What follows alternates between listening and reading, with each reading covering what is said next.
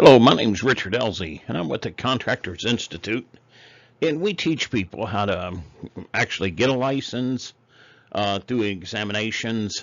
We teach continuing education, but we also are doing the grandfathering from local to state license now. You may have heard a lot of licenses are being grandfathered to certified status.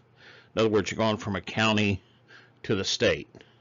So this is just a little show to give you a heads up of what's going to happen.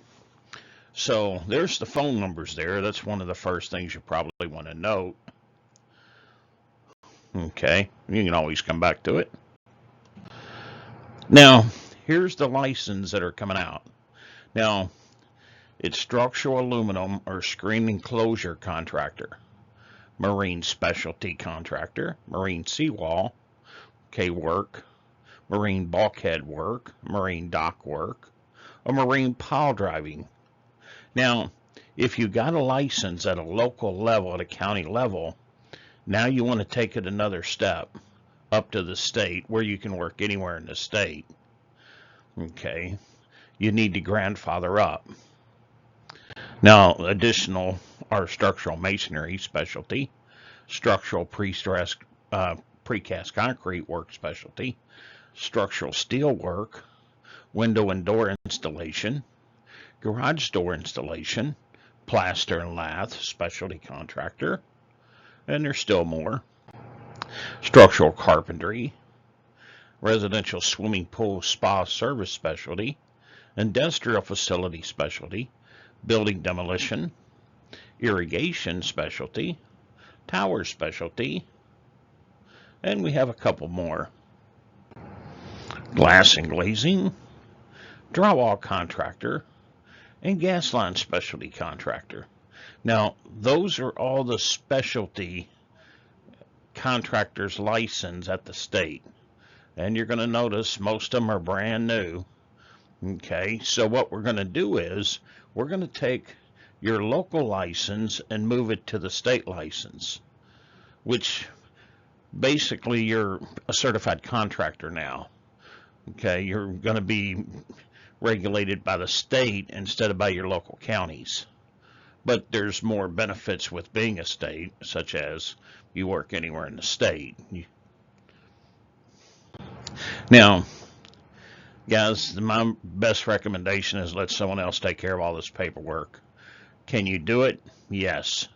But if there's a mistake, they just return it to you with the deficiency and say, well, it's a mistake, fix it, send it back. That's assuming you even know what's wrong or even how to fix it. You know, so the ladies over at the business service, this is what they do. I mean, every single day they process paperwork. They know what verbiage to use, what verbiage not to use. They know who to contact if they, need to contact somebody. So you can do it yourself, yes. Get the paperwork called a change of status and fill it out, and you can do it yourself. Or there's the phone number up there, 727-862-8862, and just let them do it. You got to tell them what you need, though. You want a grandfather from registered to certified. Okay, do you need a business set up? In other words, are you going to run your business as corporation, limited liability company? How are you going to do that? Now, remember, one of the things you're going to need is workers' compensation or an election to be exempt under workers' comp, which in order to have your election to be exempt form, and that's $50 every 2 years, I believe, $50 every 2 years.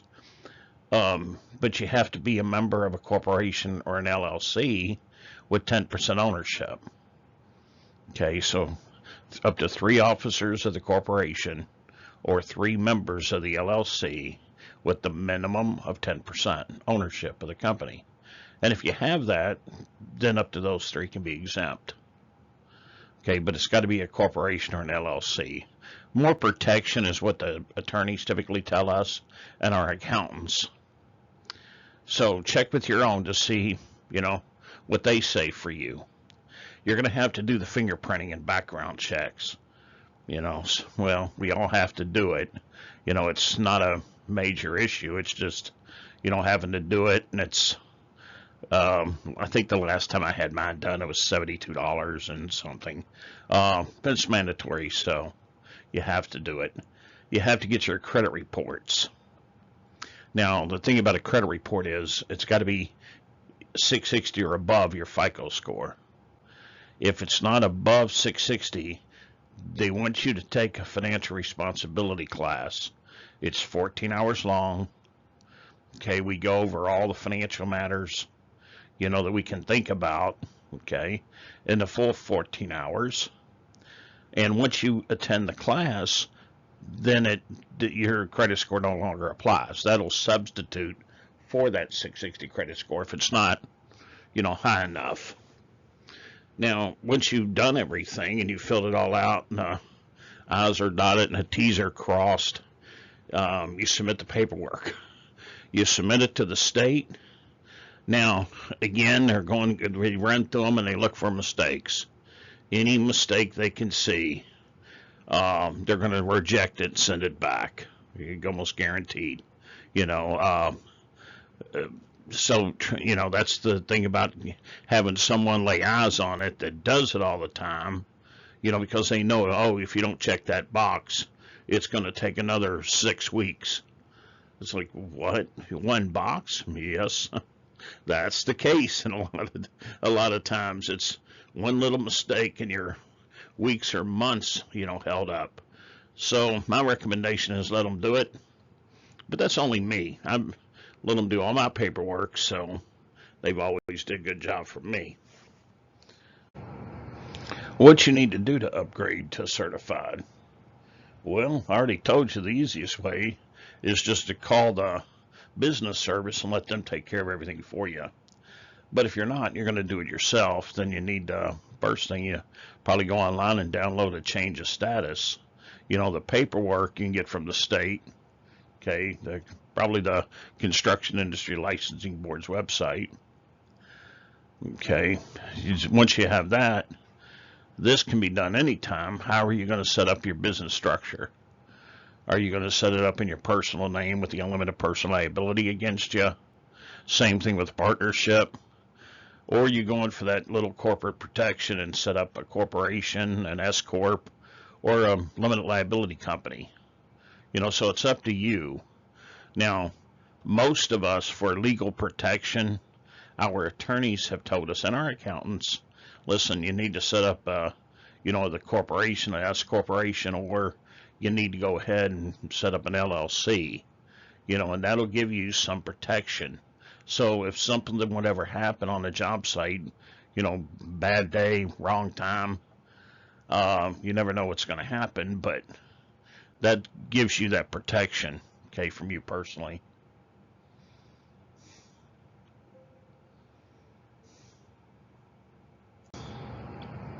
All right, just a little bit more after you pass. So you're going to fill out the change of status form.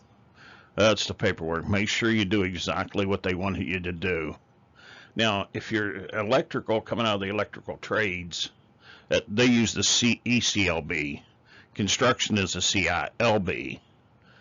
So if you're under the ECLB, which are really none of the specialty licenses that we've been talking about, they would have to have additional financial statements as well. You have to carry your minimal public liability insurance. Now, for Division 2 contractors, which if you're not a general building or residential, they consider you a Division 2. Okay, it's just because the reason they do that, let me explain that, is if you hold the majority of the work, no matter what type of contractor you are, if you hold the majority of the work, the contract belongs to you. You're considered the prime contractor. And then you would take it and sub the parts of the job out that you cannot do, that is beyond the scope of your license. But you would be the contractor, and then you would sub to, let's say, a general contractor. So you would be the contractor, they would be the sub in that position. So it cause less confusion, we're Division 1 and Division 2. general building and residential, Division 1 contractors. Everyone else is grouped into the Division 2. Okay, that's all that means. Now, if your public liability insurance for Division 2 is $100,000 minimal with $25,000 property damage. For a builder and a general, it's $300,000 and $50,000 property damage. Okay. Now you need to be getting those when you fill out the application. It just says, do you have public liability insurance? Check yes or no. Do you have workers' compensation or an election to be exempt under workers' comp? Yes or no. Okay, they're going to see your credit scores, 660 or above, or you're going to have the certificate for the financial responsibility course. And then you're going to have to come in or, go get your fingerprinting done, and they'll do your background checks. Okay. And if your fingerprints go beyond 6 months old during the process, you would have to have them redone again. Okay, I guess they purge them from the database. So, and once again, if you do need to take the financial responsibility class, it's 24/7 online. You can do it at your own home, at your own convenience. Once you get it complete, you can print out the certificate, and you can use that to substitute for the credit score lower than 660. So it's not going to be a problem. And I guess why I'm here is a good place to put it in. If you have any type of felony convictions against you, it may not necessarily keep you from getting a license. The big question is, was it construction related? You're going to have to tell them what happened, what the results were, and how you're preventing yourself from happening again. And keep in mind, they're contractors just like we are. They know the trouble we get into in our younger years. So, trafficking, possession, assault, it's not unusual. DUIs, DWIs, so just tell them, what happened, what the results were, and how you're never going to do it again. And then hopefully the statement attached to it will go right through.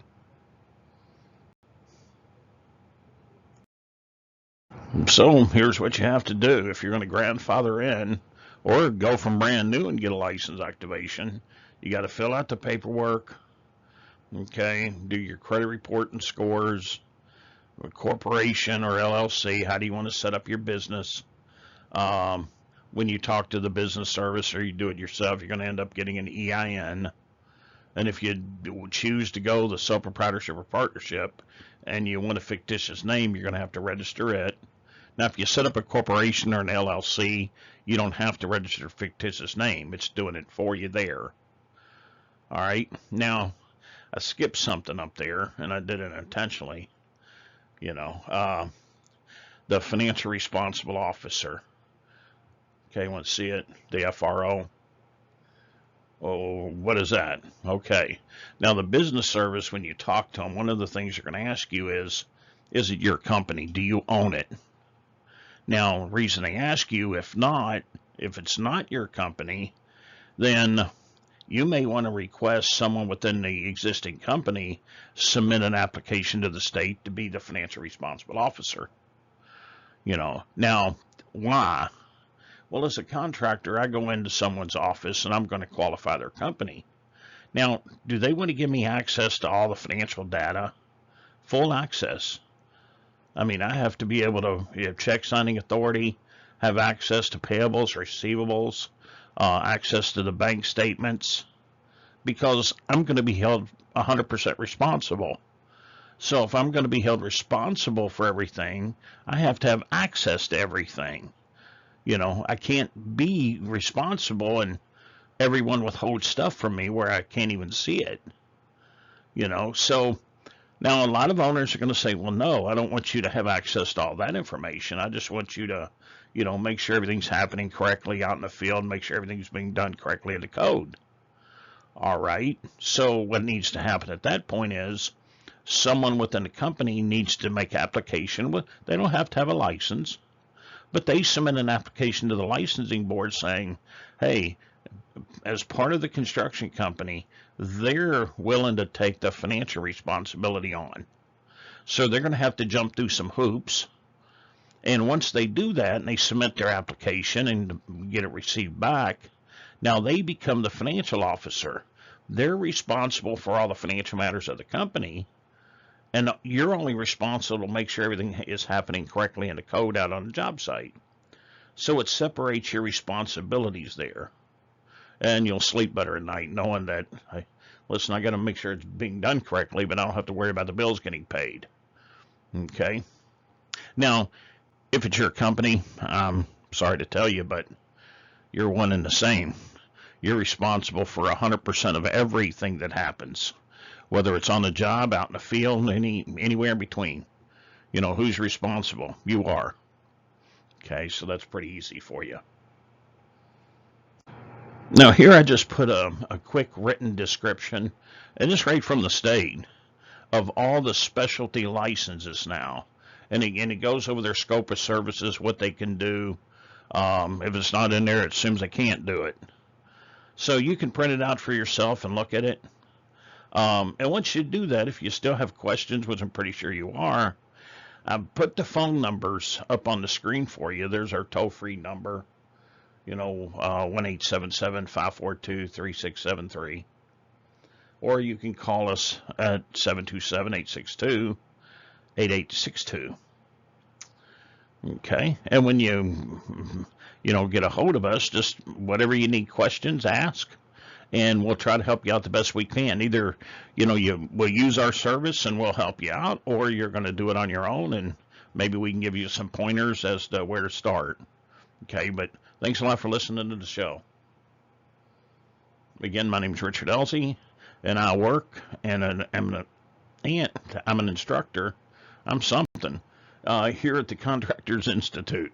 So if you ever come to class or a continuing education class, I'll see you there. Anyway, thanks a lot.